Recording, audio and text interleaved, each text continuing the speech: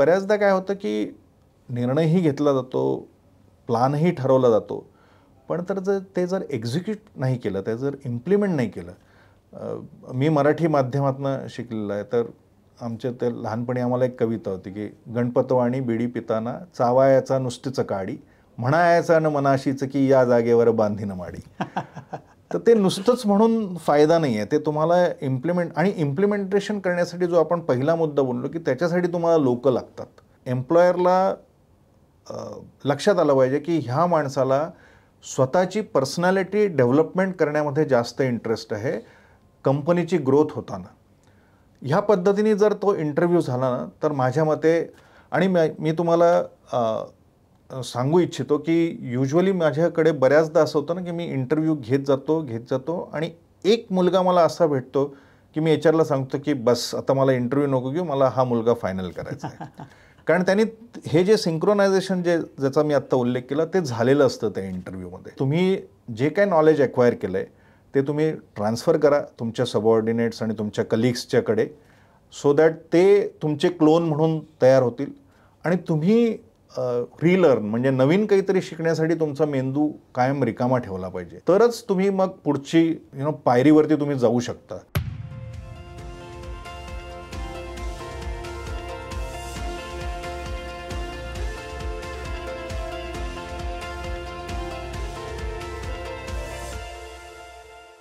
बिझनेसमध्ये ना सगळ्यांना ग्रोथ हवी असते, पण ती ग्रोथ प्रत्येकाला मिळेलच असं काही नसतं. त्याच्यासाठी खूप प्रयत्न करावे लागतात. आपला गिअर चेंज करावा लागतो आणि हा गिअर चेंज करताना थोडा खडखडाट होण्याची शक्यता असते आणि तेच टाळायचं असेल तर काय करायला पाहिजे हेच आपण आजच्या या व्हिडिओमधनं पॉडकास्टमधनं समजून घेणार आहोत. नमस्कार, मी अजय कौटिकवार. दे आसराच्या उद्योजक कट्ट्यावर तुमचं मनपूर्वक स्वागत सगळ्यांचं.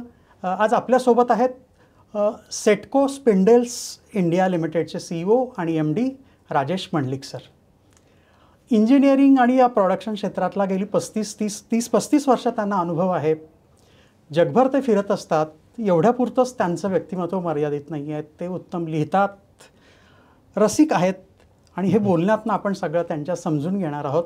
आणि तुम्हाला यातनं काय काय शिकायला मिळेल, तर ग्रोथ करताना काय काय करायला पाहिजे, त्याचबरोबर सिस्टीम्स कशा आपण ग्रोथसाठी हे करायच्या, मॅनेजमेंट कसं करायचं, आणि हे सगळं त्यांनी केलं आहे आणि त्यांचं व्यक्तिमत्वही आपण समजून घेणार आहोत. एक ग्रामीण पार्श्वभूमी ते एका मल्टीनॅशनल कंपनीचे CEO, हा सगळा प्रवास आणि खूप शिकण्यासारखा आहे. ज्यांना ग्रोथ हवी आहे त्यांच्यासाठी आजचा व्हिडिओ हा डोळे उघडणारा नक्की असेल. सर, तुमचं उद्योजक कट्ट्यावर स्वागत. नमस्कार आणि धन्यवाद मला इथे बोलवल्याबद्दल. सर, तुम्ही इंजिनिअरिंग क्षेत्रात गेली 35 वर्ष आहात. प्रोडक्शन, मॅन्युफॅक्चरिंग हे सगळं तुम्ही जवळून पाहिलं. आता नवीन एक ट्रेंड असा आहे या स्टार्टअपच्या ह्याच्यामध्ये ना की प्रोडक्शन, मॅन्युफॅक्चरिंग हे बोरिंग आहे. पैसे आहेत पण जरा बोरिंग आहे, कारण हात काळे करावे लागतात, हे करावं लागतं. आता गेली 30-35 वर्ष तुम्ही या क्षेत्रात आहात, तर सगळं जग पाहिलं आहे. तुमचा अनुभव काय? एकतर काय, मी ह्या क्षेत्रावरती इतकं मनापासून प्रेम करतो की ते मला बोरिंग आहे वगैरे असं तर कदाचित कधीच वाटणार नाही. आणि माझं एक त्याच्याबद्दलचं मत असं आहे की मॅन्युफॅक्चरिंग क्षेत्र हे कुठल्याही इकॉनॉमीचं एक बॅकबोन आहे असं माझं स्वतःचं मत आहे. त्याच्यामुळे त्याचे जे काही लिमिटेशन्स आहेत ग्रोथच्या रिलेटेड, नॅचरली ह्या क्षेत्रामध्ये कष्ट जास्त आहेत, पण त्या लिमिटेशन्सला ॲक्सेप्ट करून ते क्षेत्र कायम ग्रोथ ट्रॅजेक्टरीवरती असावं असं माझं स्वतःचं मत आहे. कारण ते झाल्यानंतरच बाकीची इंडस्ट्री, त्याला जी टँडम इंडस्ट्री ज्याला म्हणतो, पूरक व्यवसाय म्हणतो त्याच्याशी रिलेटेड, ते सगळे ॲटोमॅटिकली ग्रो होतात. तर मॅन्युफॅक्चरिंग क्षेत्र जे आहे, उत्पादन क्षेत्र जे आहे, त्याची ग्रोथ होण्यासाठी सगळे जे काय एलिमेंट्स आहे, मग त्याच्यामध्ये पॉलिटिकल एलिमेंट्स आहेत, त्याच्यामध्ये सोशल एलिमेंट्स आहेत, त्याच्यामध्ये एज्युकेशनल एलिमेंट्स आहेत, ह्या सगळ्या क्षेत्रांनी काम करावं अशी माझी इच्छा आहे मी त्याबद्दल सांगू शकतो. म्हणजे आणि खरा रोजगार इथेच निर्माण होतो. हां, आणि त्यातही आता एका दृष्टीने ती छान गोष्ट पण आहे आणि एका दृष्टीने कधी कधी वाईटही वाटतं की आज 23 वर्ष व्यवसायामध्ये असून सुद्धा आम्ही अजूनही MSMEचंच टॅग करतो आहोत. अजूनही आमची लार्ज कंपनी झाली नाही आहेत आणि त्यातही आता MSMEची व्याख्या 500 कोटीपर्यंत गेल्यानंतर तर ते अजूनही टफ पाथ आहे तो.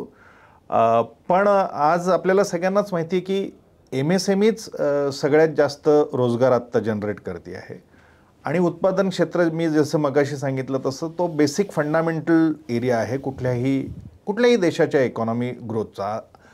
इव्हन आज जी सगळ्यात मोठी ॲफ्लुएंट इकॉनॉमी समजली जाते अमेरिकेची, त्याचासुद्धा जर तुम्ही बेस बघितला, भले आज ते मॅन्युफॅक्चरिंग या क्षेत्रामध्ये भारताच्या मानाने अजूनही ते पुष्कळ पुढेच आहे, पण कदाचित जगाच्या मानाने त्यांनी त्यांची ग्रोथ स्लो केली असेल. पण एक जर पण काळ बघितला, ती इकॉनॉमीसुद्धा मॅन्युफॅक्चरिंगच्याच बेसवरती मोठी झालेली आहे ॲक्च्युली. सो तोच बेस असतो मोठं होण्याचा.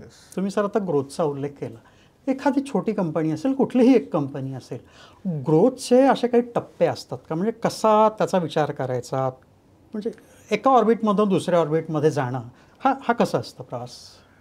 सो मी काही म्हणजे पुस्तकातनं वाचून मी काही तुम्हाला सांगणार नाही. मी काय केलं तेच महत्वाचं आहे, जे अनुभवातलं आयुष्यातलं ज्ञान असतं. सो मी काय कशा पद्धतीने केलं ते थोडंसं तुमच्याशी शेअर करतो आणि त्याच्यातनं जर काही आपल्याला धागे काढता आले तर आपण बघूयात त्याच्यामध्ये.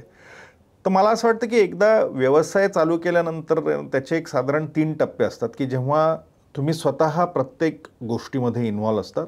असं नाही होत की व्यवसाय चालू केल्या तुम्ही सगळ्या तुमच्या ॲक्टिव्हिटीज डेलिगेट केल्या आणि असं होत नाही, कारण नॅचरली तेवढे पैसेही नसतात. शेवटी तुम्हाला तुमचे एंटरप्रेनरल स्किलसुद्धा मार्केटमध्ये दाखवायचे असतात. तुमचं व्यवसायाचं जे काही टेक्निकल नॉलेज जे आहे ते सुद्धा तुम्हाला दाखवायचं असतं आणि असं होत होत होत मग तुम्ही एका टप्प्यावरती येऊन पोचता की ज्या वेळेला तुम्ही मग हळूहळू लोक घ्यायला चालू करता आणि मग ती पहिल्यांदा 10ची टीम बनेल, मग 20ची टीम बनेल कदाचित, आणि मग असं ते एकदा स्टेबल झाल्यानंतर मग परत तुम्ही पुढच्या पायरीवरती जाऊन पोचता की जिथे तुम्ही ती टीम साईज जी आहे आणि मग तुमचे जे ऑर्गनायझेशनमधले फंक्शन्स जे आहेत ते वेगवेगळे एस्टॅब्लिश व्हायला चालू होतात. मग ते फंक्शनल हेड्स येणं वगैरे असं करून एक साधारण म्हणजे आमच्या कंपनीचा अनुभव असा आहे की साधारण कंपनी चालू केल्यानंतर 10-15 वर्षानंतर ज्याला आपण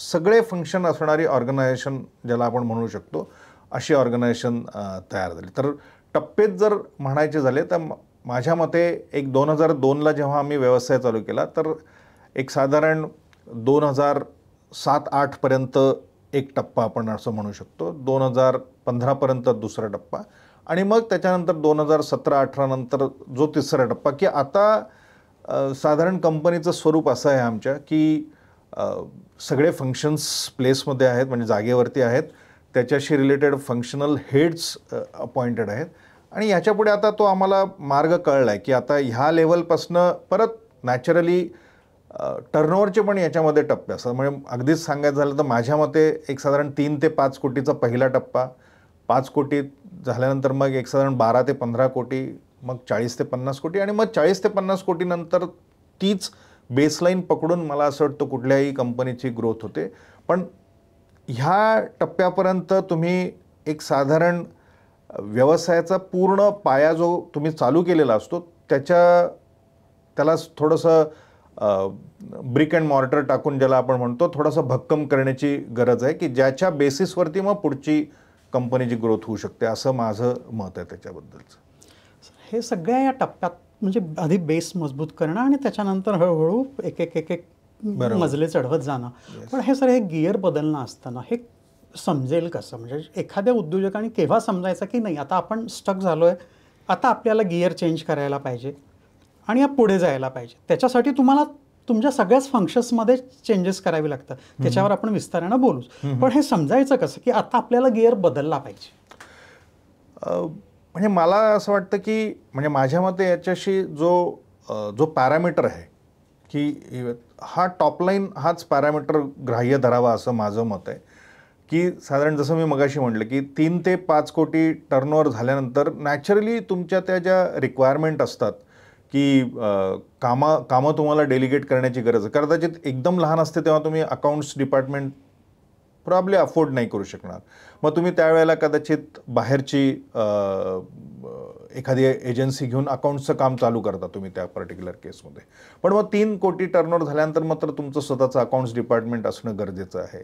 तिथे तुम्ही ते टॅली म्हणा किंवा जे कुठलं ERP आहे ते ERP इम्प्लिमेंट करणं गरजेचं आहे आणि त्याच्यामध्ये प्रोसेस ऑटोमेशन आणणं गरजेचं आहे. तर अशा प्रत्येक ह्या टर्नओव्हरच्या टप्प्यांवरती तुमच्या ऑर्गनायझेशनचं स्ट्रक्चर चेंज होणं गरजेचं आहे असं मला वाटतं. आणि तर तुम्ही जो तो पॅरामीटर विचारला तर माझ्या मते टॉपलाईन हाच पॅरामीटर, कारण टॉपलाईन जशी जशी अचीव करायला लागतो आपण तसतशी आपली मॅनपॉवरचं इंडक्शन वाढत जातं. मग आता जसं अगदी थोडक्यात सांगितलं की समजा 30-35पर्यंत मॅनपॉवर झाली तुमची की नॅचरली तुम्हाला एक कोणीतरी HR आणि ॲडमिन अशा टाईपचा माणूस घेणं गरजेचं असतं माझ्या मते. कदाचित काही लोक ह्या मुद्द्याला डिफरही करू शकतात, पण माझ्या मते 90 लोक आहेत, 100 लोक आहेत आणि तुमच्याकडे HRचाच माणूस नाही आहे रिक्रुटमेंट करण्यासाठी, तर थोडंसं कुठेतरी अंडरस्टँडिंगमध्ये इश्यू आहे असं माझं मत आहे. काही कंपन्या माझेच फेलो एंटरप्रेनर्स मित्र आहेत की जे त्यांच्याकडे आहेत 90-100 लोक सुद्धा त्यांच्याकडे ते म्हणतात की प्रत्येक फंक्शनल हेड हा HR असतो, which is one way it is true, म्हणजे एका दृष्टीने ते बरोबरच आहे. पण तरी एक आपल्याला ह्या सगळ्या धाग्यांना एका याच्यामध्ये माळेमध्ये मांडण्यासाठी एक HR फंक्शन असावं. तर हे जे अंडरस्टँडिंग जे आहे व्यवसायाच्या वेगवेगळ्या टप्प्यावरती ते एक तर टॉपलाईन आणि दुसरं आपण हेडकाउंटही म्हणू शकतो की त्याच्या दृष्टीने आपण मग ते गिअर चेंज करत जाणं फार गरजेचं आहे. सर, एका टप्प्यावर हा म्हणजे आता तुम्ही जसं म्हणालात की काही जण हा विचार नाही करत, तर जे आता छोटे आहेत, जे 1 कोटी पासनं आता ते सुरुवात करतायत, त्या दरम्यान 1-2 कोटी या लोकांनी याचा कसा विचार केला पाहिजे? कारण प्रत्येकालाच ते जमतं, तुमची एक सिस्टीम घालणं आवश्यक असतं. त्या दृष्टीने या लोकांनी तो विचार कसा करावा की एक व्हिजन ठेवून पुढे कसं जायचं, म्हणजे तो प्लॅन काय असावा? आता कसं आहे की एक म्हणजे व्यवसायाचे 2 प्रकार आहेत, म्हणजे आणि ते दोन्ही प्रकार त्यांच्या जागी बरोबर आहेत असं माझं स्वतःचं मत आहे. एक नॅचरली तुम्ही एवढंच एम असू शकतं की मला श्रीमंत बनायचं आहे, हा एक एम झाला. आणि तो असायलाच पाहिजे, त्याच्याशिवाय तुम्ही जो फोर्स तो एम असण्याची गरज नाही आहे. म्हणजे मी जो तो दुसरा मार्ग सांगतोय त्याच्यामध्ये ते बाय डिफॉल्ट होत जातं. ते ध्येय असण्याची गरज नाही आहे. ध्येय आपण वेगळी जी मी तुम्हाला सांगेल आत्ता, तर तो एक पहिला मार्ग आहे की नाही मग त्याच्यामध्ये मग ऑर्गनायझेशनमध्ये किती इन्व्हेस्टमेंट करायची, ते ऑर्गनायझेशन बिल्डिंगवरती किती विचार करायचा, याचं काही फारसं काय श्रीमंतच व्हायचं, त्याच्या पलीकडे काही फार नाही आहे त्याच्यामध्ये. दुसरा जो मार्ग आहे त्याच्यामध्ये आपल्याला एक जो फॉर्मॅट जो असंख्य कंपन्यांनी आता ले डाऊन केलेला आहे, म्हणजे आता तुमची पॅरेंट कंपनी जी आहे पर्सिस्टंट, की तिथपासनं ते अशा अनेक कंपन्यांचं नाव घेऊ शकतो. तर तिथे एक वेगळा स्ट्रक्चर्ड फॉर्मॅट आहे ॲक्च्युली व्यवसायाचा. तर तो फॉर्मॅटमध्ये ॲक्च्युली एक पहिल्यांदा कोर व्हॅल्यूज, कोर पर्पज व्यवसायाचा तो डिराईव्ह करणे. आणि मी असं नाही म्हणत आहे की तुम्ही व्यवसाय चालू केले हे करायला पाहिजे, पण जसं तुम्ही म्हटलं की एक साधारण 2-3 कोटी जर टर्नओव्हर झाला तर तिथे थोडासा एक पॉज घेऊन की आता आपण ह्याच्या पुढची जी आपला जर्नी जी आहे, याचा पुढचा जो प्रवास आहे तो आपल्याला कुठल्या सिद्धांतावरती करायचा आहे, तो आपल्याला कुठल्या उद्देशावरती करायचा आहे. आणि बेसिकली जसं आपण कुठेही ट्रॅव्हल करायचं म्हटल्यानंतर एक पहिले तिकीट काढतो ना, तर आपल्याला कुठे पोहोचायचं आहे साधारण एक 5 वर्षानंतर, आणि if not 5 years but at least 3 years, एक ॲटलिस्ट 3 वर्षाच्या होरायझनवरती सुद्धा आपण त्या गोष्टी डिफाईन करणं आणि त्याला आपण श्वेतपत्रिका म्हणतो ती बनवून त्याच्यावरती ते सगळं लिहून काढणं हे फार गरजेचं आहे असं माझं मत आहे. तर ह्या 2 मुद्द्यावरचा मी ही जी दुसरी जी पद्धत सांगितली व्यवसायाची, मी त्याचा पुरस्कर्ता आहे. आणि माझ्या आजूबाजूची जी इकोसिस्टम आहे ती सुद्धा त्याच पद्धतीची आहे. तर हा मार्ग व्यवस्थित राहील असं माझं मत आहे. की आणि ते जे मिशन किंवा जे काही आपण ठरवतो, ज्याला आमच्या कंपनीमध्ये आम्ही व्हिजन बोर्ड म्हणतो, की जिथे आम्ही सिद्धांत डिराईव्ह केलेले आहेत, आम्ही आमचा उद्देश डिराईव्ह केलेला आहे, आम्ही कुठे जायचं आहे ते डिराईव्ह केलेलं आहे आणि कशा पद्धतीने जायचं ते लिहून काढलेलं आहे. हे साधारण तुम्ही मग जी काय तुमचा टाईम होरायझन आहे, 3 वर्षाचा असू द्या, 5 वर्षाचा असू द्या, ते झाल्यानंतर तुम्ही ते परत रिव्हिजिट करू शकता आणि पुढचे परत 3 वर्षाचे किंवा 5 वर्षाचे प्लॅन बनवू शकतात. ही पद्धत असते. हे करताना तुमचा अनुभव काय आहे? म्हणजे तुम्ही तुमच्या कंपनीत एक उद्दिष्ट ठरवलं आणि त्यात पुढे गेले, तो अनुभव जर काही तुमचा असेल एखादा तर इन्साइट्स सगळ्यांना मिळेल त्यातनं. सो जसं आता तुम्ही हा प्रश्न जेव्हा विचारला तेव्हा माझ्या डोक्यामध्ये तेच चालू होतं ॲक्च्युली, की जेव्हा मी व्यवसाय चालू केला ना, तर एकतर ही चर्चा व्हायची नाही. त्याच्यामुळे हे समजण्यासाठी मला जवळपास 14 वर्ष गेले व्यवसाय चालू केल्यानंतर, जो मला असं वाटतं वेळ कमी असायला पाहिजे. म्हणजे तुम्ही व्यवसाय केल्यानंतर 5 ते 6 वर्षामध्ये ह्या थॉट प्रोसेसमध्ये तुम्ही शिफ्ट व्हायला पाहिजे, जर तुम्हाला त्या पद्धतीने व्यवसाय करायचा असेल तर. तर मला 2016मध्ये पहिल्यांदा अगेन कोणीतरी मेंटर भेटले, की ज्यांनी मला ते सांगितलं की हा फॉर्मॅट आहे व्यवसायाचा. काय होतं, फर्स्ट जनरेशन एंटरप्रेनरचा एक थोडासा प्रॉब्लेम असा आहे की आम्हाला ते व्यवसायाचं बाळकडू मिळालेलं नसतं. आपल्याला माहिती आहे काही बिझनेस हाऊसेस की त्यांची 3री, 4थी, 5वी पिढी आजकाल व्यवसायामध्ये आहे. फर्स्ट जनरेशन एंटरप्रेनरला हा जो सेकंड फॉर्मॅट जो आहे तो अस्तित्वात आहे आणि त्याला कुठल्या पद्धतीने इम्प्लिमेंट करायचं ह्याचं काहीही माहिती नसतं. तर आता सुदैवाने आपण अशा इरामध्ये आलेलो आहोत की जिथे ही सगळी माहिती देणारे लोक अवेलेबल आहे. भले त्यांचे काही चार्जेस असतील ते सांगण्याचे, पण ते लवकरात लवकर घ्यावे. मला ते सगळं 2016 साली कळलं. मला एक मेंटर भेटले ज्यांनी मला हे सांगितलं की हा फॉर्मॅट आहे, याच्यावरती तू काम कर. आणि 2016च्या जुलैमध्ये मी ह्या सगळ्या गोष्टींवरती काम करायला लागलो आणि त्याच्यातनं व्यवसायाची बऱ्यापैकी क्लॅरिटी आली मला की मी एक्झॅक्टली हे का करतोय सगळं, याच्यामागचा मूळ उद्देश काय. कमर्शियल पर्पज तर सगळ्यांचंच, टॉप लाईन, बॉटम लाईन, ही तर मॅनेजमेंटचे सगळे जार्गन्स आहेत आणि त्याच्यावरती आपल्याला काम करावंच लागतात, नाहीतर आपण अस्तित्वातच राहणार नाही. पण आपण जर अस्तित्वात आहोत तर आपण त्याच्या पुढे जाऊन काय काम करायचं, कशासाठी आपण हे करतोय, हे मी 2016ला ह्याच्यावरती काम चालू केलं. आणि मला असं वाटतं मला जवळपास 7 ते 8 महिने लागले हे सगळं डिराईव्ह करण्यासाठी. मग ते आमच्या टीमबरोबर केलं, काही वेळेला मी एकट्याने केलं, काही वेळेला माझ्या बिझनेस पार्टनरबरोबर केलं. असं करून हा सगळा पाथ आता डिफाईन झालेला आहे.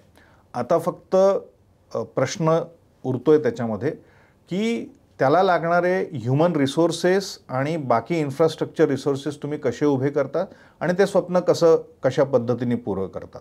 माझ्या टीमला आता जी माझी कंपनीतली लोकं आहेत त्यांना सगळ्यांना माहिती आहे की आपल्याला कंपनी कुठे घेऊन जायची आहे, कशा पद्धतीने घेऊन जायची आहे आणि कुठल्या सिद्धांतावरती घेऊन जायची, हे सगळं त्यांना माहिती आहे. सो जसं म्हटलं की मला स्वतःला आज थोडंसं, पण म्हणतात की प्रत्येकाची वेळ असते, त्या पद्धतीने I took at least 14 years to derive all these things. Once I started business in 2002, मी हे सगळं 2016मध्ये केलं.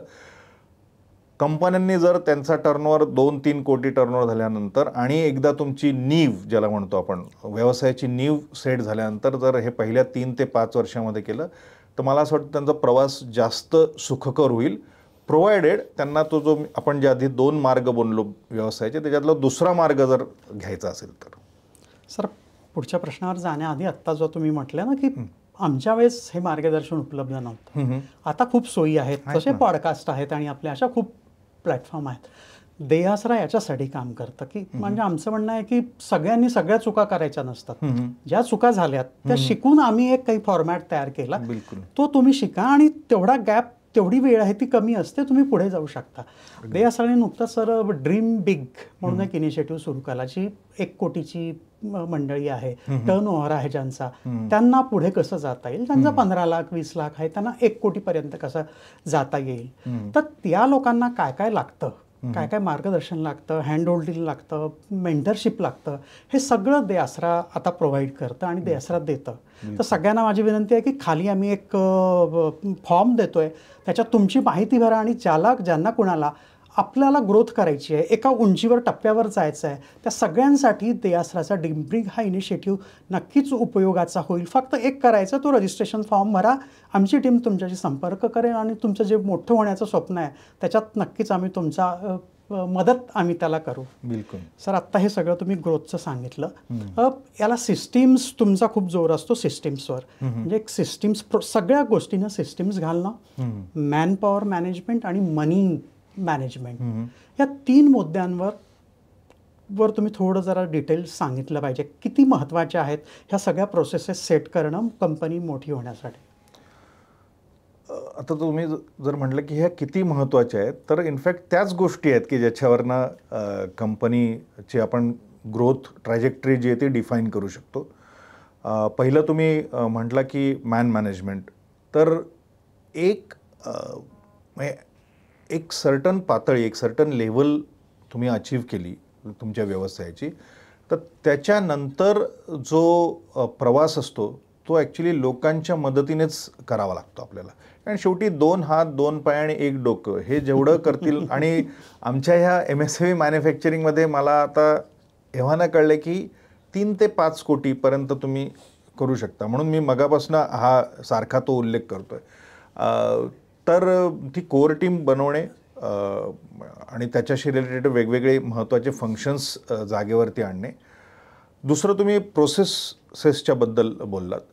काय होतं की एकदा तुम्ही मार्केटमध्ये एस्टॅब्लिश झालात आणि त्याच्यानंतर ह्या जर प्रोसेसेस नसतील जागेवरती, इनफॅक्ट बऱ्याचदा आहे ना लोक विचारतात की अरे हे जे कोर व्हॅल्यूज डिराईव्ह करा म्हणून छोट्या कंपन्यांना पण सांगतो, हे कशासाठी करायचं?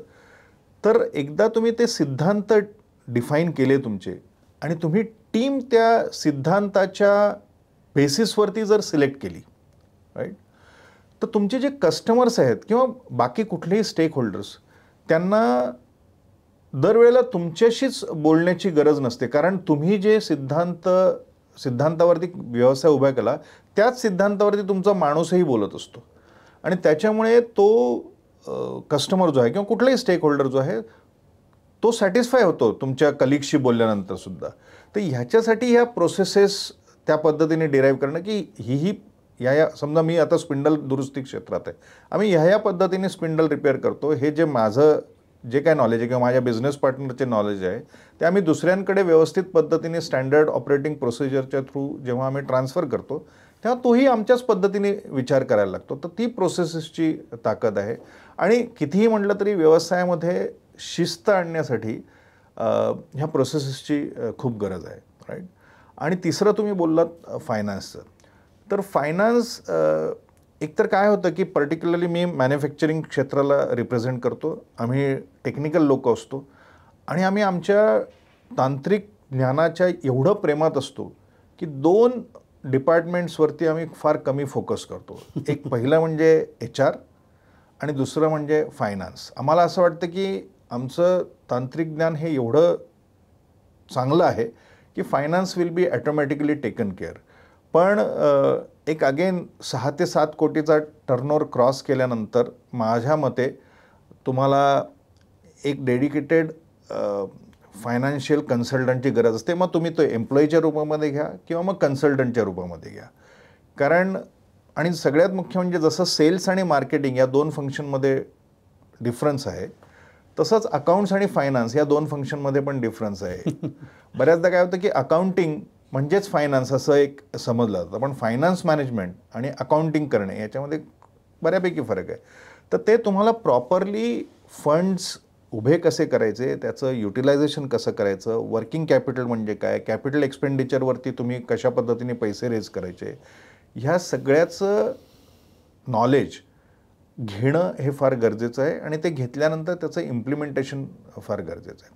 तर हे जे 3 मुद्दे जे तुम्ही मांडले, माझ्या मते त्याच्यामागची ही भावना आहे की दोन्ही महत्त्वाचेच आहेत. मॅनपॉवर असणे, फायनान्सचं मी तुम्हाला सांगितलं की ते एक अतिशय महत्त्वाचं अंग आहे की ज्याच्याकडे बरेच छोटे उद्योजक बऱ्यापैकी दुर्लक्ष करतात आणि ज्याच्यामुळे ते प्रॉब्लेम्समध्ये येतात नंतर. आणि ह्या सगळ्यांची सांगड घालण्याची प्रोसेस मॅनेजमेंट आपली गरजेची आहे. सर तुम्ही तेव्हा बोलताना म्हणालात की माझ्या कंपनीत व्हिजन आमचं तयार आहे, ते मला माहिती आहे आणि आमच्या सगळ्या एम्प्लॉईजला माहिती आहे. आता याच्यामध्ये खूप महत्त्वाचा भाग आहे, म्हणजे अनेकदा असतं ना, व्हिजन फक्त त्या जो फाउंडर आहे त्यालाच माहिती असतं, ते तळापर्यंत पर्कोलेटच होत नाही. तर हे त्याच्यासाठी एक वेगळं तुमच्या रिलेशन हवं असतं आपल्या सगळ्या टीमसोबतचं.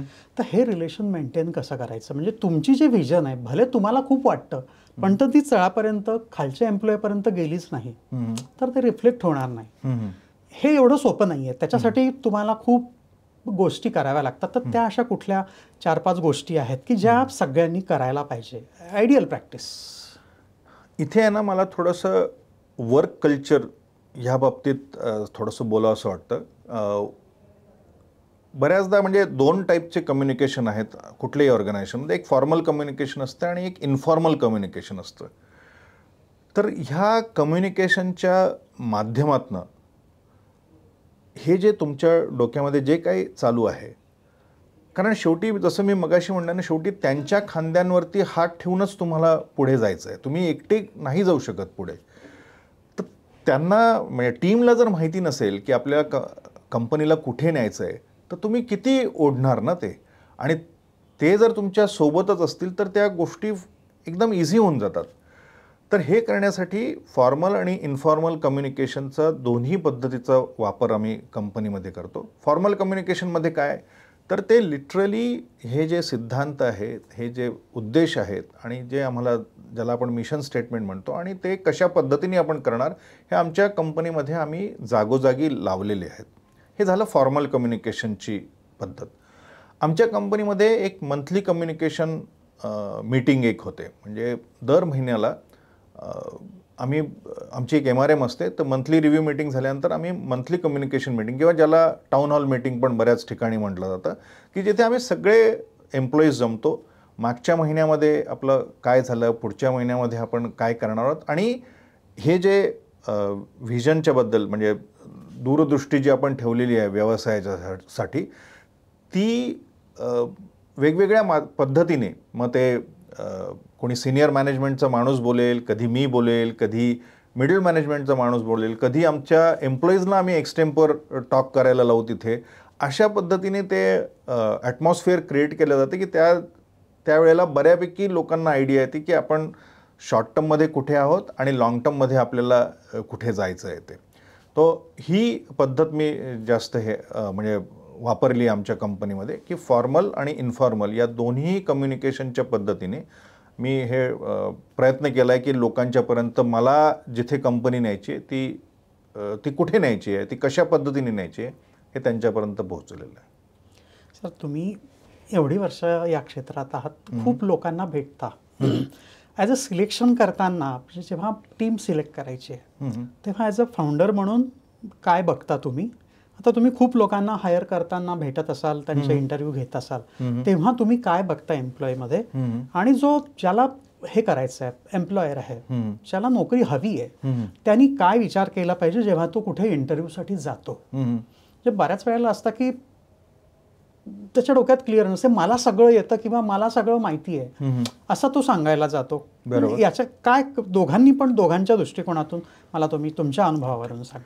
आता म्हणजे मी तुम्हाला आत्ताची काय आमची परिस्थिती आहे त्या पद्धतीने सांगतो थोडंसं. आता सध्या मी थोडंसं मिडल आणि टॉप मॅनेजमेंटच्याच लोकांशी बोलतो. म्हणजे त्यांची जेव्हा रिक्रुटमेंट होते तेव्हा माझ्याकडे फायनल इंटरव्ह्यू होतात.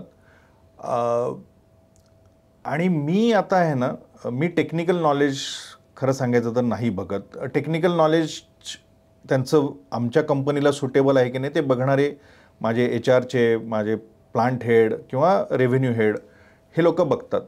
मी फक्त एवढंच बघतो की मगाशी मी जे सांगितलं की कंपनीच्या कोर व्हॅल्यूजशी समोरच्या माणसाच्या व्हॅल्यूज मॅच होत आहेत का.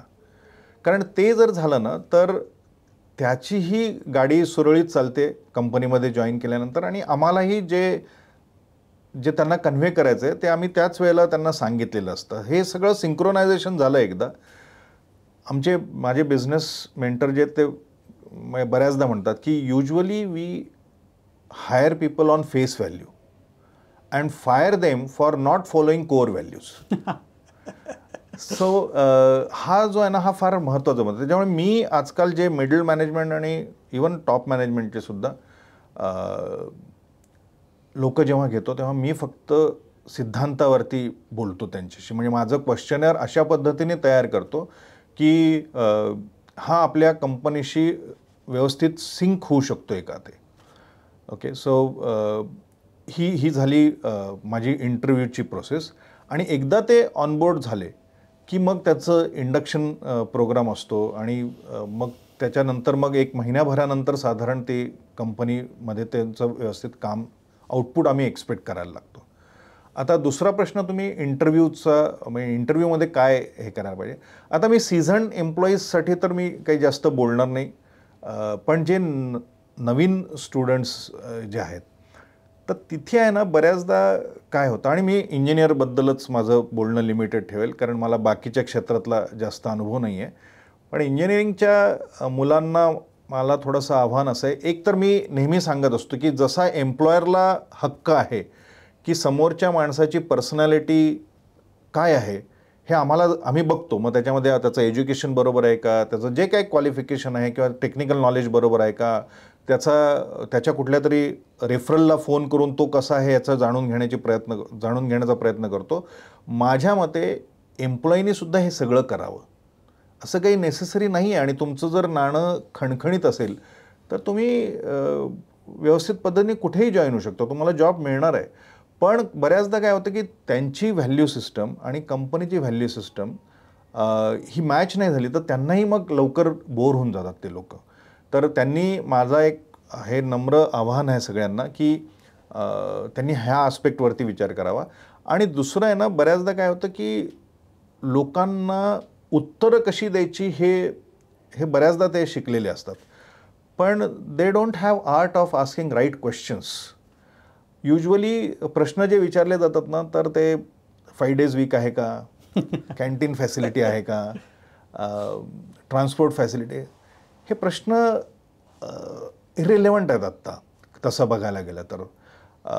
तर ते प्रश्नचं सिलेक्शन जे आहे ते व्यवस्थित पद्धतीने करायला पाहिजे. आणि तो एक मोठा विषय आहे त्याच्यामुळे मी आत्ता त्याच्या डिटेलमध्ये जात नाहीत. पण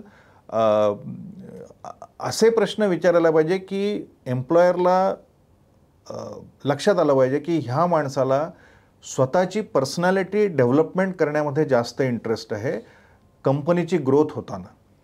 ह्या पद्धतीने जर तो इंटरव्ह्यू झाला ना तर माझ्या मते, आणि मी तुम्हाला सांगू इच्छितो की युजली माझ्याकडे बऱ्याचदा असं होतं ना की मी इंटरव्ह्यू घेत जातो आणि एक मुलगा मला असा भेटतो की मी HR ला सांगतो की बस आता मला इंटरव्ह्यू नको घेऊ, मला हा मुलगा फायनल करायचा आहे. कारण त्यांनी हे जे सिंक्रोनायझेशन ज्याचा मी आत्ता उल्लेख केला ते झालेलं असतं त्या इंटरव्ह्यूमध्ये. तर ह्या अँगलनी जर त्या प्रोसेसकडे बघितलं तर मला असं वाटतं की एम्प्लॉयरसुद्धा खुश राहतो एकदा तो ऑनबोर्ड झाल्यानंतर आणि एम्प्लॉईसुद्धा खुश राहतो. सर, सेटकोचा आत्ता व्याप किती आहे आणि नेमकं तुम्ही करता काय? आम्ही जसं आमच्या कंपनीच्या नावामध्येच स्पिंडल आहे. सो स्पिंडल ही तशी बघायला गेलं तर जेनरिक टर्म आहे. स्पिंडल अनेक ठिकाणी वापरला जातो, म्हणजे जो पार्ट स्वतःच्या ॲक्सिसभोवती फिरतो त्याला आपण स्पिंडल म्हणू शकतो.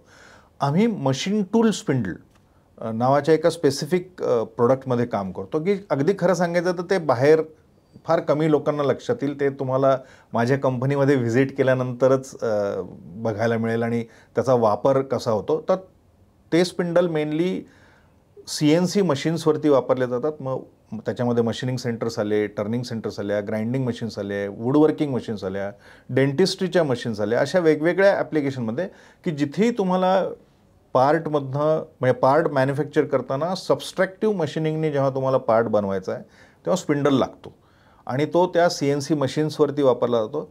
त्या स्पिंडल्सचं दुरुस्ती करणे, कारण हे स्पिंडल्स काही कारणामुळे इम्पोर्टेडच मशीन्स असतात या, आणि त्यांची सर्व्हिस नव्हती जेव्हा आम्ही हा व्यवसाय चालू केला तेव्हा. तर त्यांची दुरुस्ती करणे आणि त्यांचं मग आम्ही काही वर्षांनी त्याचं मॅन्युफॅक्चरिंग पण चालू केलं, तर ते त्यांचं उत्पादन पण करणे, असे आमचे 2 ॲक्टिव्हिटीज आहेत. 3 ठिकाणी प्लांट आहे आमचा. मदर प्लांट पुणेमध्ये आहे, इथे आम्ही रिपेअर आणि मॅन्युफॅक्चरिंग असं दोन्ही करतो स्पिंडलचं. आमच्या चेन्नईच्या प्लांटमध्ये आणि मनेसरच्या प्लांटमध्ये आम्ही फक्त सर्व्हिस देतो, म्हणजे रिपेअरची जी सर्व्हिस आहे. कारण काय आहे, साऊथ इंडियातल्या कस्टमरला तो स्पिंडल ऑल द वे पुण्याला पाठवणे आणि परत पुण्यावरनं मी त्यांना पाठवणे, या प्रोसेसमध्ये त्यांची मशीन 15 दिवस बंद असते. आणि तुम्ही विचार करू शकता की आणि त्या मशीनची किंमत साधारण 1 कोटीच्या पुढे असते. 1 कोटीपासनं ते अगदी 5-6 कोटीपर्यंत मशीनची किंमत असते. एवढी कॉस्टली मशीन ही 15 दिवसासाठी बंद राहणे म्हणजे खूप मोठा प्रोडक्शन लॉस होतो. तर त्या कस्टमर्सना लवकर सर्व्हिस मिळावी याच्यासाठी आम्ही चेन्नई आणि मनेसरमध्ये प्लांट चालू केलेले आहेत. असे आमचे 3 प्लांट आहेत. कंपनी 2012 साली मल्टीनॅशनल झालेली आहे, कारण सेटको बरोबर आमचं जॉईंट व्हेंचर आहे आणि त्याच्यामुळे जगभरामध्ये आमचे 10 प्लांट आहेत. पण अर्थात आमचं कार्यक्षेत्र जे आहे म्हणजे सेटको इंडियातला मॅनेजिंग डायरेक्टर ह्या अँगलनी माझं कार्यक्षेत्र भारतातले हे 3 प्लांट आणि आत्ता रिसेंटली एशियासाठी मला त्यांनी बिझनेस डेव्हलपमेंट बघायला सांगितलेली आहे. पण प्रायमरीली ह्या 3 प्लांटमध्ये, अदरवाईज तैवान, चायना आणि अमेरिका या 3 देशांमध्ये परत आमचे प्लांट्स आहेत. पण जसं मगाशी सांगितल्यामुळे माझं आणि आमच्या टीमचं कार्यक्षेत्र हे भारतापुरतं मर्यादित आहे. सर, तुम्ही भारतातही सगळ्या राज्यांमध्ये जाता आणि आता जगभरातही तुम्ही बराच तुमचा दौरा. काय जाणवतं तुम्हाला, म्हणजे इथलं बिझनेसचं वातावरण आता स्टार्टअप आणि हे थोडी बूम आली आहे आणि जग कुठे चाललं आहे आणि आपण कुठे आहोत आणि काही करायला पाहिजे का? काय नवीन प्रॅक्टिसेस आपण घ्यायला पाहिजे त्यांच्याकडनं? अनेक मुद्दे आहेत त्याच्यावरती, म्हणजे खूप मोठं उत्तर होईल, पण मी त्याला थोडंसं कन्साइज करू इच्छितो. एक तर आहे ना, आपला ओव्हरऑलच माइंडसेट व्यवसायाबद्दलचा, मग त्याच्यामध्ये प्रॉडक्टची क्वालिटी असू द्या, त्याच्यामध्ये सेल्फ डिसिप्लिन असू द्या, त्याच्यामध्ये आपल्या कॅश फ्लो सायकलचं मॅनेजमेंट असू द्या, ह्या सगळ्याच क्षेत्रावरती आता थोडंसं आपण वरच्या पेडेस्टलवरती जाणं गरजेचं आहे असं मला वाटतं. आम्ही स्वतः, म्हणजे मी तुम्हाला, मला हे कन्फेस करायला काही वाईट वाटत नाही आहे, जेव्हा मी स्पिंडल मॅन्युफॅक्चर करायला चालू केले तर with the limited resources of knowledge जे काही प्रोडक्ट बाहेर आलं होतं ते इंटरनॅशनल क्वालिटीच्या लेवलचं नव्हतं. ओके. आणि मग काय होतं की you start experimenting on customers which is wrong. तर त्याच्यासाठी जे आपण डिझाईन अँड डेव्हलपमेंट किंवा रिसर्च अँड डेव्हलपमेंट हे जे डिपार्टमेंट्स आणि आधी प्रोडक्टवरती पूर्ण काम करून ते नंतर लॉन्च करणे, की ज्याच्यामुळे पहिलेपासूनच आत्ता मी तुम्हाला सांगू शकतो की आजच्या घडीला, पण त्याला 7 वर्ष गेले ते प्रोडक्ट एकदम व्यवस्थित एस्टॅब्लिश व्हायला. त्याच्याऐवजी जर तो उलटा प्रकार केला असता की आधी प्रोडक्ट चांगल्या पद्धतीने बनवायचं आणि मग लॉन्च करायचं, तर कदाचित जे आम्हाला सुरुवातीच्या वर्षांमध्ये स्ट्रगल करावं लागलं आपलं प्रोडक्ट एस्टॅब्लिश करण्यासाठी, ते कदाचित करावं लागलं नसतं. हा एक पहिला मुद्दा झाला.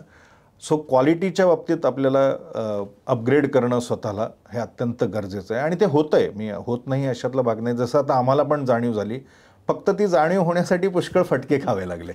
तर ते जर न खाता जर करायचं असेल, जेवढ्या लवकर होईल तेवढं चांगलं. आणि दुसरं जे मी म्हटलं मगाशी की स्वयंशिस्त, आणि ती ॲक्रॉस स्पेक्ट्रम गरजेची. मग त्याच्यामध्ये तुमचे जे काही कंपनीचे रूल्स, रेग्युलेशन्स, तुमचा वावर त्या प्रिमायसेसमधला, तुमच्या कमिटमेंट्स ज्या पद्धतीने तुम्ही देत आहात त्या कमिटमेंट पूर्ण करणं, हा एक मोठा दुसरा एक भाग आहे.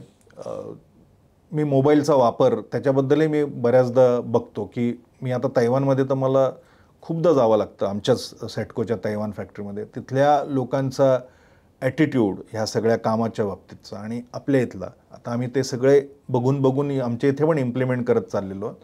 पण तिथे एक मोठी उडी घेण्याची आपल्याला गरज आहे. आणि तिसरं जे महत्त्वाचं आहे की ज्याला आपण कॅश फ्लो मॅनेजमेंट म्हणतो, तर त्याच्यामध्ये सुद्धा बऱ्याचदा आमचं थोडंसं वाईट वाटतं सांगायला, पण जे आहे ते आता तुम्ही प्रश्न विचारले तर मला सांगण्याची गरज आहे की ज्या पद्धतीने आम्हाला ओव्हरऑलच कॅश फ्लो मॅनेज करण्यासाठी त्रास होतो. आणि तो त्रास याच्यासाठी होतो की जसं मी मगाशी म्हटलं, आम्ही अजूनही MSMEमध्ये आहोत. तर ती जे सप्लायर्सकडनं, कस्टमर्सकडनं वेळेवरती पेमेंट मिळायला पाहिजे आणि मग त्यायोगे मग आम्हीसुद्धा आमच्या सप्लायर्सना पेमेंट व्यवस्थित वेळेवरती द्यायला. तर ही जी सायकल जी आहे ही योग्य पद्धतीने पूर्ण होण्यासाठी तो सगळ्यांचाच माइंडसेट हवा की ह्या कंपनीला एस्टॅब्लिश होण्यासाठी, म्हणजे आता माझ्या सप्लायरप्रती माझी ती भावना आहे, आणि मी ज्यांचा सप्लायर आहे त्यांच्या मनातसुद्धा ती भावना असणं गरजेचं आहे असं मला वाटतं. तर अशा ह्या 3-4 गोष्टी ज्या आहेत, एक पहिली आपण क्वालिटी बोललो, दुसरं डिसिप्लिन बोललो, की ज्याच्यावरती सगळेच आस्पेक्ट आले. मग त्याच्यामध्ये म्हणजे आपल्या ह्युमन रिसोर्सेसचं आलं, बाकीच्या गोष्टी आल्या, आणि तिसरं कॅश फ्लो मॅनेजमेंट. या तिन्ही क्षेत्रामध्ये आपल्याला थोडंसं वरच्या लेवलवरती जाणं आता गरजेचं आहे. कारण आणि मला असं वाटतं ह्या आनंद देशपांडे सरांचीच ही टर्म आहे. ते त्याला बहुतेक मला असं वाटतं त्यांनीच म्हटलेलं, की आपण आता लकमध्ये आहोत. म्हणजे आपण काही कष्टाने मिळवलेलं नाही आहे. जी काही जिओपॉलिटिकल सिच्युएशन तयार झालेली आहे जगामध्ये, त्याच्यामुळे ॲटोमॅटिक आपल्याकडे खूप काम आलेलं आहे. तर आता ही जर संधी जर आपल्याला वाया जाऊ द्यायची नसेल, आणि आहेत आपल्याकडे 3-4 वर्ष आहेत त्याच्यावरती, तर त्या 3-4 वर्षामध्ये हा जर चेंज आपण सगळ्यांनी आणला, तर जसं मी मगाशी कॅश फ्लोचं सांगितलं, की माझे अमेरिकेचे लोक म्हणतात, की अरे तुला काय एवढा त्रास होतो पेमेंट कलेक्शन करण्यासाठी. तर आता त्यांना काय सांगू, हा कल्चरल डिफरन्स आहे. तर तो ओव्हरकम करणे, आणि हे जे काय आपल्याला जिओपॉलिटिकल सिच्युएशनमुळे संधी उपलब्ध झालेल्या आहेत त्याला पूर्ण ग्रॅप करणे आणि जगासाठी एक मॅन्युफॅक्चरिंग हब बनणे हे शक्य आहे आता. कारण मी परवाच एका कंपनीत गेलो मोबाईल मॅन्युफॅक्चरिंगसाठी करणाऱ्या कंपनीमध्ये, आणि मी बघितलं ह्यूज इन्व्हेस्टमेंट आहे. अंडर वन रूफ 3-3, 4-4 हजार मशीन्स आलेले आहेत आणि काम पुष्कळ आहे त्यांच्याकडे. सो हे जर आपण आपल्या काम करण्याच्या पद्धतीमध्ये जर बदल आणले तर खूप छान आपलं देशाचं सगळं भवितव्य खूप मस्त आहे असं मला वाटतं. माइंडसेट आणि वर्क कल्चर ज्याला आपण म्हणतो.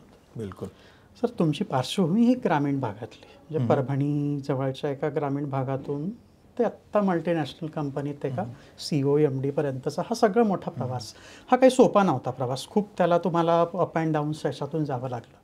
हा प्रवास कसा झाला आणि त्यातनं काही 3-4 लर्निंग्स तुम्ही काय शिकलात जे तुम्हाला सगळ्यांना शेअर करायला हवेत तुम्ही? कारण जसं आम्ही म्हणतो की आपला जो उद्देश आहे ना, की त्यातनं काहीतरी शिकायला मिळतं, म्हणजे त्या चुका आम्हाला टाळता येतील सगळ्यांना. एकतर ना मी म्हणजे माझे वडील MSAB मध्ये होते, तर त्याच्यामुळे जरी माझा जन्म परभणी आणि माझा ग्रामीण भागात नाही झाला, माझा परभणी शहरातच जन्म झालेला आहे, पण मी परभणीत नाही राहिलो आहे. म्हणजे फक्त ते कसं असतं की ज्या गावामध्ये आपली नाळ पुरली असते तर तिथे आपलं कनेक्शन असतंच. त्याच्यामुळे मी नेहमी सांगतो की मी परभणीवत नाही म्हणून. पण माझं परभणीमध्ये खुद्द राहणं फार कमी झालेलं आहे. ट्रान्सफरेबल जॉब होता, त्याच्यामुळे मी पूर्ण महाराष्ट्रामध्ये बाबांची जिथे जिथे बदली झाली तिथे तिथे आम्ही गेलो. मग त्याच्यामध्ये यवतमाळ, औरंगाबाद, नाशिक, मुंबई, पुणे अशा वेगवेगळ्या गावांमध्ये राहिलो आहे मी. तर हा एक पहिला मुद्दा झाला. म्हणजे लहानपणापासूनच मी 12 गावचं पाणी पिण्यात आलेलं आहे त्याच्यामध्ये, आणि आता 12 देशांचं. आता 12.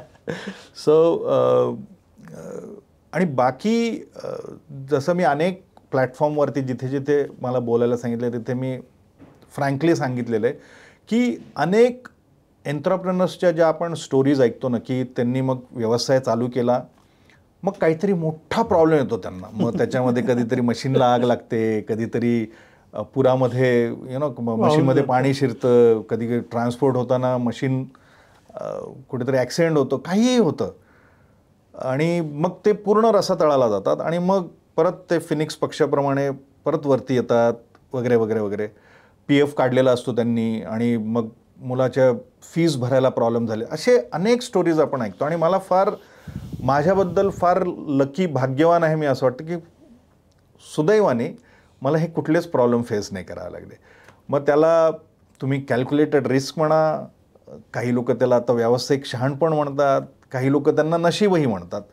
अशा गोष्टीतनी मी एवढं एक तुम्हाला सांगू शकतो की मी हे एवढे क्रिटिकल प्रॉब्लेम्स नाही फेस केले ॲक्च्युली.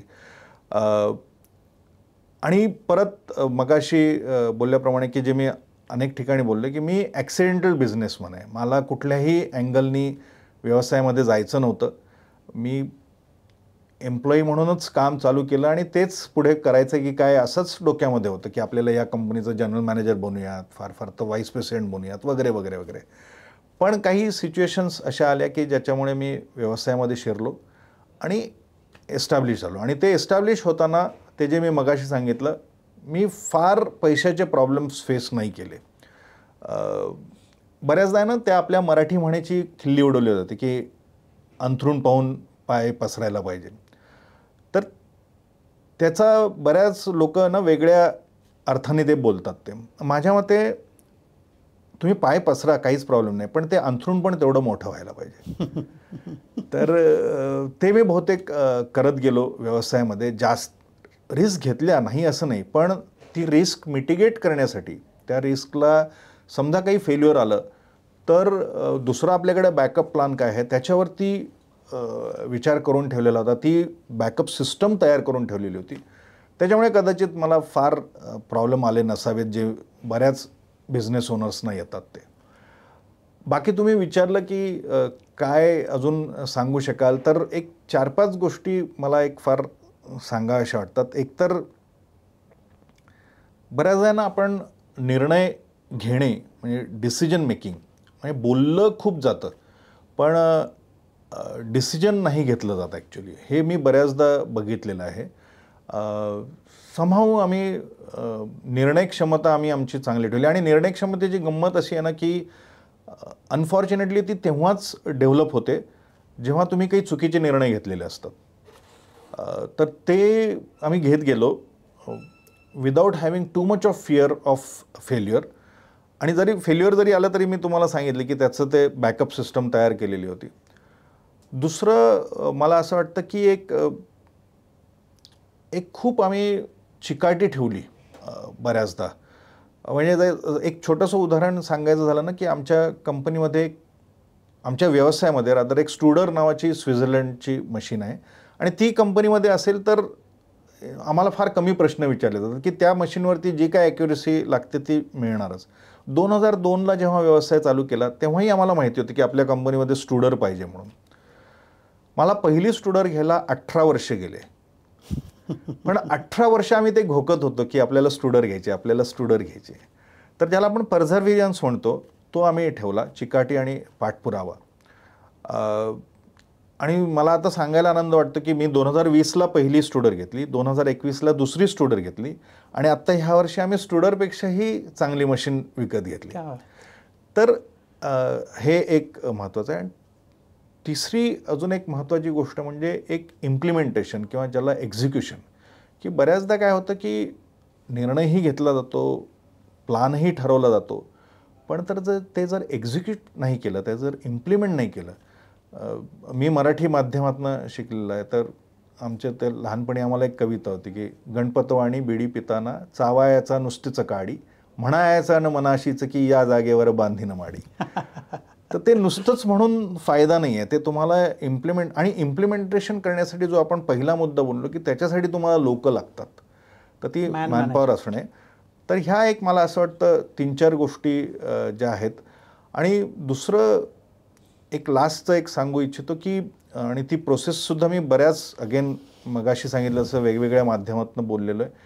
एक लर्निंग, अनलर्निंग आणि रिलर्निंग. म्हणजे तुम्ही जे काय नॉलेज ॲक्वायर केलं आहे ते तुम्ही ट्रान्सफर करा तुमच्या सबऑर्डिनेट्स आणि तुमच्या कलिग्सच्याकडे, सो दॅट ते तुमचे क्लोन म्हणून तयार होतील. आणि तुम्ही रिलर्न म्हणजे नवीन काहीतरी शिकण्यासाठी तुमचा मेंदू कायम रिकामा ठेवला पाहिजे, तरच तुम्ही मग पुढची पायरीवरती तुम्ही जाऊ शकता, असं मला असं वाटतं. सो ह्या 4-5 गोष्टी आहेत की ज्या मी केल्या आणि त्याच्यामुळे जे काही आत्ता आहे ते तसं आहे. सर, आता शेवटच्या टप्प्यात आपण एक रॅपिड फायर घेऊया. म्हणजे एका वाक्यात किंवा एका शब्दात तुम्ही डिसाईड करा ते काय ठीक आहे उत्तर द्यायचं आहे. ओके. पैसा, टीम की आयडिया, सुरुवातीला सगळ्यात महत्त्वाचं काय असतं? आयडिया. चांगल्या मार्गाने श्रीमंत होता येतं का? म्हणजे आता खूप लोक म्हणतात अरे उद्योग म्हणजे काय, चांगल्या मार्गाने होता येत नाही. म्हणजे मी वेगळं उत्तर देणं, मी तुमच्या समोरच बसलेलं आहे आणि तुम्ही ज्या पॅरेंट कंपनीला रिप्रेझेंट करता तेही तुम्हाला माहिती आहे. सो चांगल्याच मार्गाने सस्टेनेबल श्रीमंती चांगल्याच मार्गाने येते असं मला वाटतं. शाश्वत श्रीमंती ज्याला म्हणतो. अपयश म्हणजे नेमकं काय? अपयश म्हणजे मला असं वाटतं की जे आपण ठरवलं आहे आणि ते संभाळू न होणे इतकं साधी अपयशाची व्याख्या आहे. पण मला असं नेहमीच वाटतं की अपयश आलं तर जर काही तुम्हाला मिळत असेल तर तो अनुभव मिळत असतो. सो माझ्या मते अपयशाचं दुसरं नाव जर त्याच्यातनं जर काही शिकायचं असेल तर तो अनुभव आहे की जो तुम्हाला पुढं मग यशस्वी होण्यासाठी कदाचित उपयोगाला येईल. समजा तुम्ही 25 वर्षाचे आहात आणि तुम्हाला सांगितलं की एक तुम्ही आता बिझनेस सुरू करा, तर तुम्ही कुठलं क्षेत्र निवडा? आता मी कदाचित स्पोर्ट्सही निवडेल, कारण आता मॅन्युफॅक्चरिंगचा अनुभव झाला आहे. म्हणजे आत्ता जर मला विचारलं तर मी कदाचित स्पोर्ट्सच्या रिलेटेड काहीतरी क्षेत्र निवडेल की मी एखादी स्पोर्ट्स अकॅडमी वगैरे असं काढेल असं मला वाटतं. सर, प्रत्येक उद्योजकांनी वाचावं असं एक पुस्तक तुम्हाला शिफारस करायची असेल तर कुठलं तुम्ही कराल? 3-4 पुस्तकं आहेत, एक नाही सांगत मी. एक बिल्ड टू लास्ट आहे जिम कॉलिन्स यांचं. त्याच्यानंतर त्यांचंच गुड टू ग्रेट आहे. त्यांचंच तिसरं अजून एंटरप्रेनरशिप 2.0 म्हणून आहे. रामचरण सरांचं एक्झिक्युशन म्हणून आहे. कॅरल ड्वेक नावाची एक हे आहे, तिच्या मी पुस्तकाचं नाव विसरलो, पण ते पण अतिशय चांगलं पुस्तक आहे. फ्लो म्हणून एक पुस्तक आहे. प्लेइंग टू विन म्हणून एक पुस्तक आहे. असंख्य पुस्तकं आहे आणि मी स्ट्रॉंग काय म्हणतात त्याला बिलीवर आहे की ही पुस्तकं फक्त एकच आहे जे मगाशी आपण बोललो की ह्याच्यातनं जे तुम्ही शिकाल ते प्लीज इम्प्लिमेंट करण्याचा प्रयत्न करा. नुसतं वाचून ते काय नाही, ते मग ते छान वाचन झालं, पॉडकास्टवरती बोलता आलं इथपर्यंतच ते मर्यादित न राहता त्याच्यातले जे, जसं मी तुम्हाला सांगतो की टॉप ग्रेडिंग नावाचं अतिशय क्लिष्ट पुस्तक आहे. म्हणजे त्याचे लेखक विसरलो, पण त्या पुस्तकात जर तुम्ही काही नोट्स काढल्या ना तर तुम्हाला इंटरव्ह्यू टॉप मॅनेजमेंटचे कसे घ्यायचे याची अगदी तुम्ही क्वेश्चनर व्यवस्थित बनवू शकता. तर याच्यातनं तो एक फायदा करून घ्यावा. ही पुस्तकं मी नावं सांगितलीत, पण हा फायदा करून सर, त्याच्यात एक पुस्तक ॲड करायला पाहिजे, तुम्ही अभियंत्याचं. त्याबद्दल थोडं सांगा. हे पुस्तक सरांचंच पुस्तक आहे, त्याच्यामुळे खास मी तुम्हाला तो प्रश्न विचारतो. आणि त्याचं इंग्लिश पण आलं आहे आत्ता. सो एक एक्सप्रेस होण्याची एक आवड लागली ह्या, अगेन ही न्यू एज टेक्नॉलॉजी आणि न्यू एज जे सगळं सोशल मीडिया वगैरे सगळं झालेलं आहे. ब्लॉगिंग करायला लागलो, मग ते फेसबुकवरती कोणीतरी मला सांगितलं की पब्लिश करा, मग ते करायला लागलो. आणि मग त्याच्यातनं प्रकाशक ॲप्रोच झाले की ह्या ब्लॉग्सचं हे जे तुम्ही फेसबुकवरती लेख टाकलेले आहेत तर त्याचं एक पुस्तक बनवूयात. मग ते पुस्तक बनवण्यासाठी थोडंसं लिंकेज करावं लागलं, पहिल्या ब्लॉगपासून दुसऱ्या ब्लॉगमध्ये काय काय झालं ते मधलं. असं करत करत मंगेश वाडेकर आणि सानिका वाडेकर म्हणून कपल आहे, त्यांनी ते माझ्याकडे अप्रोच झाले आणि मग ते झालं ते पुस्तक अभियंत्याचा. काही नाही, त्याच्यामध्ये तीच स्टोरी आहे. 2016पर्यंत जे जे घडलं आहे ते लिहिलं आहे त्याच्यामध्ये व्यवसायामध्ये. आणि जसं तुम्ही मगाशी म्हटलात की माइंडसेट नव्हता व्यावसायिक बनण्याचा, पण तो फॉर्च्युनेटली आलो त्याच्यामध्ये थोडंसं. तर त्याबद्दल ते सगळं पुस्तक आहे अभियंत्याचा. आणि परत नुसतं व्यवसायावरती न लिहिता काही सोशल आस्पेक्ट्स आहेत ज्याच्यावरती मी थोडेसे छोटे छोटे त्याच्यावरती आर्टिकल्स लिहिलेले आहेत ॲक्च्युली. अशा पद्धतीने ते पुस्तक फॉर्म झालं आहे. आणि मग त्याचा इंग्रजी अनुवाद तोसुद्धा बरीच वर्षे गेली, कारण तो तयार होऊन बरेच वर्ष झालेले होते. An engineer's journey to entrepreneurship असं त्याचं नाव आहे. ते साकेत प्रकाशन छत्रपती संभाजीनगरवरती मध्ये आहेत, ते त्यांनी प्रकाशित केलं आहे ते आत्ता. या दोन्ही पुस्तकांसाठी शुभेच्छा सर तुम्हाला. धन्यवाद. आणि सगळ्यांनी ही पुस्तकं खरी म्हणजे वाचली पाहिजे. आणि सगळ्यात महत्त्वाचं आत्ता सरांनी जे सांगितलं ना, फक्त पुस्तकं वाचून किंवा पॉडकास्ट किंवा इतर काही व्याख्यानं मोटिवेशनल टॉक्स ऐकून फक्त राहू नका, ते तुम्ही इम्प्लिमेंट करा. आणि आमची तीच इच्छा आहे, आमचा पॉडकास्टचाही उद्देश तोच आहे सर, की ह्याच्या काही गोष्टी आपण सांगतो हे करतो त्या सगळ्यांनी आम्ही पण ते इम्प्लिमेंट केला पाहिजे. या पॉडकास्टमधल्या तुम्हाला कुठल्या गोष्टी आवडल्यात अशा 2-3 गोष्टी तुम्ही कमेंटमध्ये लिहा, कळवा. आम्ही नक्की त्याचा पण कुठे चांगला उपयोग करता येईल का ते पण आम्ही बघू. पुन्हा भेटू आपण उद्योजक कट्ट्यावर एका नव्या पाहुण्यांसह, नव्या आयडियासह, नव्या अनुभवांसह. तोपर्यंत वाचत राहा, बदलत राहा, शिकत राहा. आम्ही तुमच्यासोबत आहोत. धन्यवाद.